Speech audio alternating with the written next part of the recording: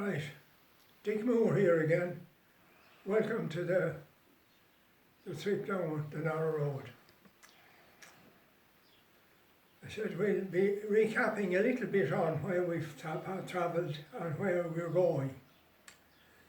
I said the first thing I want to say to you is this just not a programme you listen to and go home and leave us on. This is a serious programme. This is the Word of God spoken through me as His prophet. Whether you believe that or not, I said, unless you receive it and do something about it, it's a waste of time for you. Jesus, we got the last day, we got as far as Capernaum. Having come from the baptism, and it says, led by the Spirit, he went to the desert. Led by the Spirit, he was fasted for 40 days. Led by the Spirit, he encountered Satan. Led by the Spirit, he returned to his home, to his own place and led by the Spirit, he went to the synagogue. And led by the Spirit, he shared what the Lord had spoken to him. The Spirit of the Sovereign Lord is now in me because the Lord. And he recognised that and knew it and was doing it. The people recognised it. And they said, not only did they reject him, they tried to kill him. So I said, right. So he was led by the Spirit. He went to Capernaum. And he said, he met a guy at the synagogue there, he cast out a demon, and Peter's mother-in-law, he healed her a few things. So he began to get a name for himself, and people began to accept him in Capernaum. And he started in a house then, and they brought the lads and let him down through the roof, and he healed them, so I said. And the next stage, now we're talking about the next stage in his movement, he's starting to build, to gather his disciples to go preach the gospel. This is the first time. Before his time, John had disciples and different people had disciples, but these are Jesus' disciples. He started to collect it. So he starts in Capernaum, a place where they did nothing, only fishing, that was what was done there.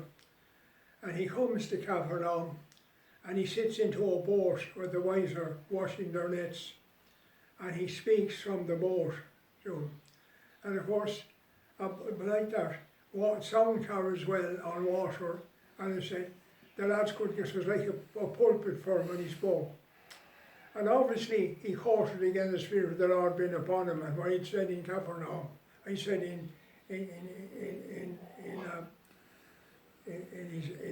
the synagogue, and they accepted it. And when he'd finished talking, like to Peter's boat, he said, no, cast out to the deep.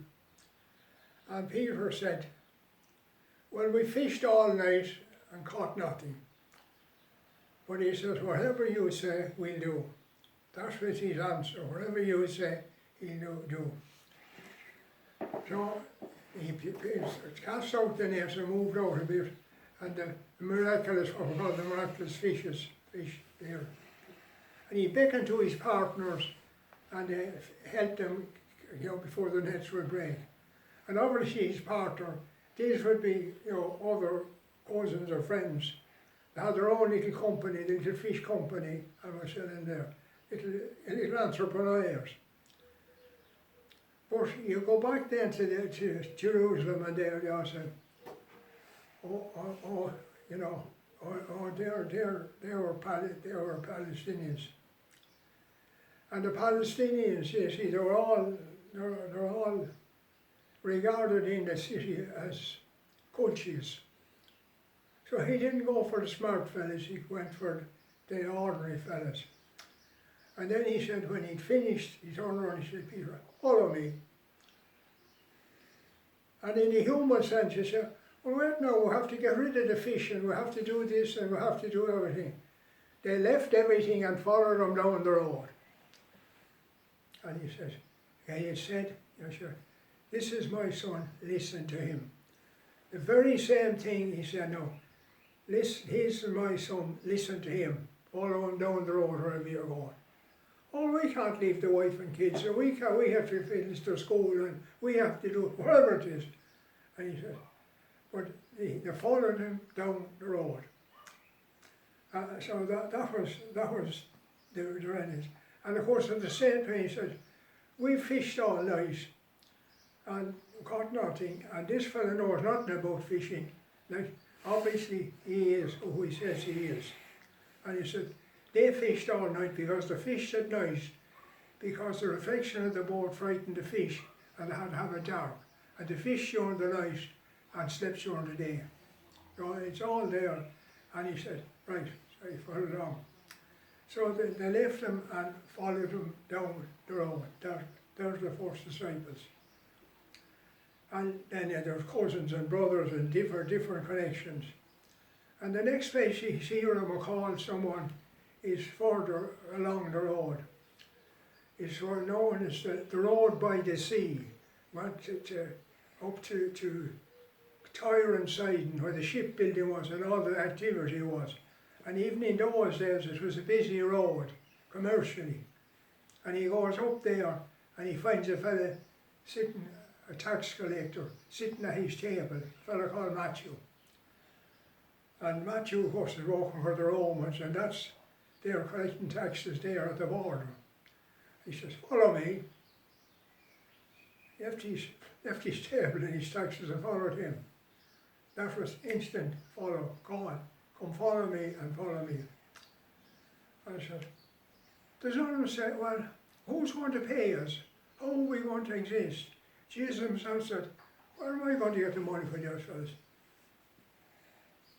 Led by the Spirit, he supplied it all. We have the same Spirit today. I'm not saying we should all leave our jobs. No, that's not what I'm saying. But what I'm saying is like that if he calls us to something, he'll take care of us. If we're led by the Spirit of the Sovereign Lord is upon me, because the Lord has anointed me to bring good news to the poor.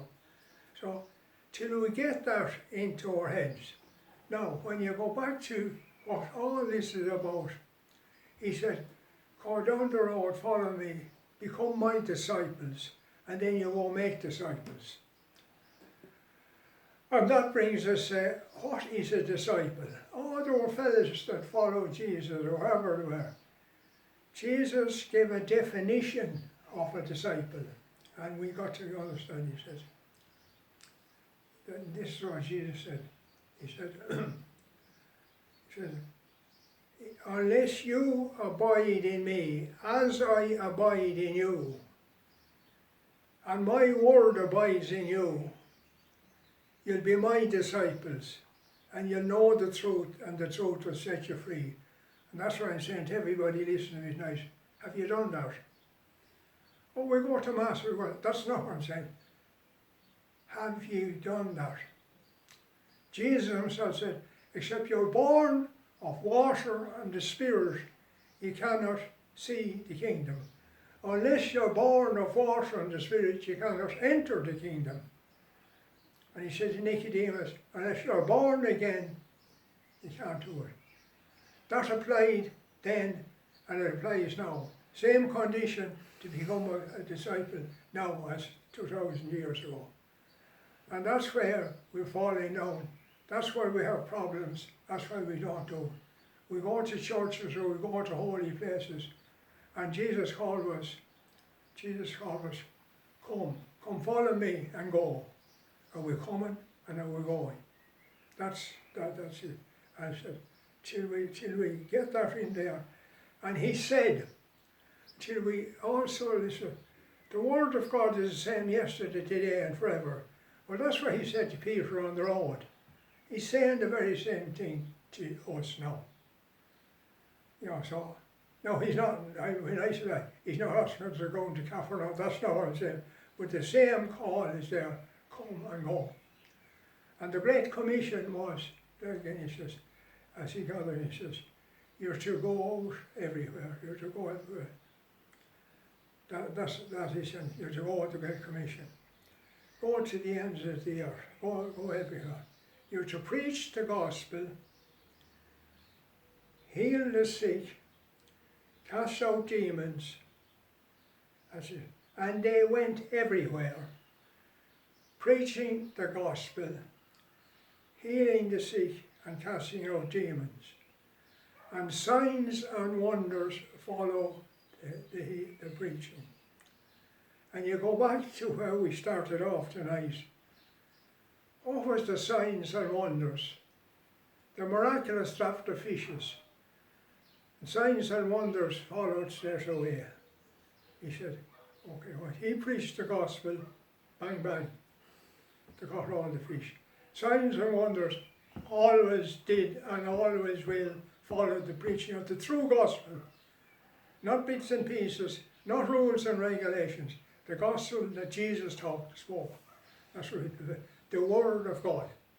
He says every word that comes from the mouth of God, every word, not even out from you. So the challenge I'm sent out is, have you done that? If you haven't, you better do it. Don't be thinking, oh, we're grand, we know Jesus, or this, that, and the other. He said, are you born of water and the Spirit? Have you been born again? Oh, well, I was baptized when I was a baby. I said, that's not, he said. We go back to baptism. I said, what's it about? Oh, it's about throwing water and doing this, that, and the other. You go back to when John came baptizing. He said, when he was out in the desert too, he said, he came to this place where there was plenty of water. That's what was needed, plenty of water, and people came there to be baptized. But they started off, first there was confession, repentance, and the washing. So you was thrown in the water, so washing. And my kind of feel like a parable is, what did the washing do? The way I would see it as a kind of a parable. If I was doing some job and I was painting or doing something, some kind of stuff, and I couldn't get it off me, and I kept rubbing it and washing it on, I got a bar of soap or something, and I scrubbed it, and then it came off. And if you like, this is what you do before you, it's like the bar of soap, and it washes off, the dirt washes off then, because it's softened up. That makes sense? Okay. How will we for time?